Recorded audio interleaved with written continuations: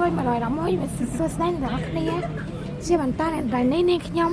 ធ្វើផាសិនសូដាអ្នកនរគ្នាមើលនេះគឺផ្លែផាសិន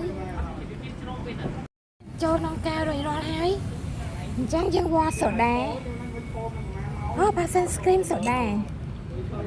ផាសិនសូដាជាមួយនឹងស្គ្រីមចាក់សូដាចូល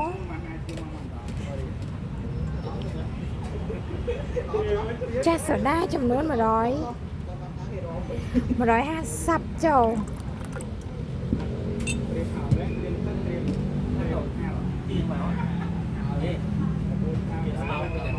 ផាសិនសូដាស្គ្រីមផាសិនខ្ញុំបានចាក់រួចរាល់ហើយអញ្ចឹងយើងចាក់សូដា150មីលីលីត្រចឹងវ៉ារួចរាល់ហើយយើងចាក់ចូលតែម្ដងតមកយើងដាក់ទឹកស្ករ45ចូលទៀត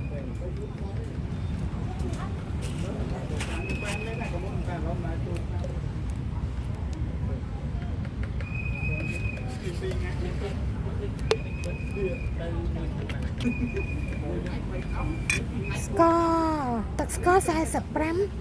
ចាក់ចូលក្នុងកែវតមកយើងកូរទៅ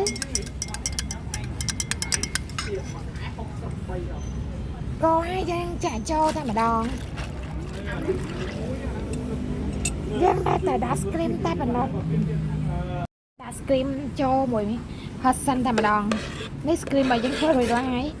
អញ្ចឹងយើងដួសស្គ្រីមដាក់ចូលកែវ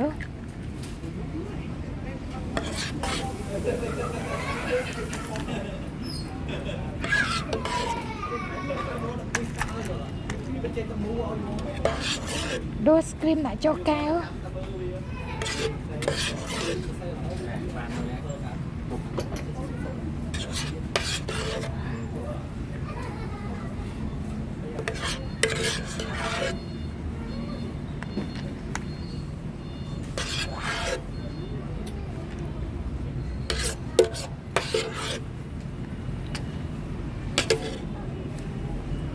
យើងបោះស្បៀតតចង់ប៉ាដាំស្បៀតអស់នេះ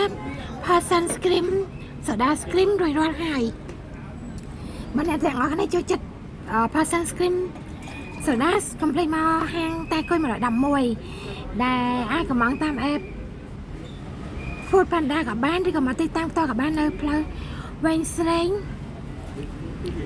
នៅក្នុងកណ្ដាលសាំង PPT ដែលធំជាងគេបាយបាយចាំជួបគ្នាលើក្រោយទៀត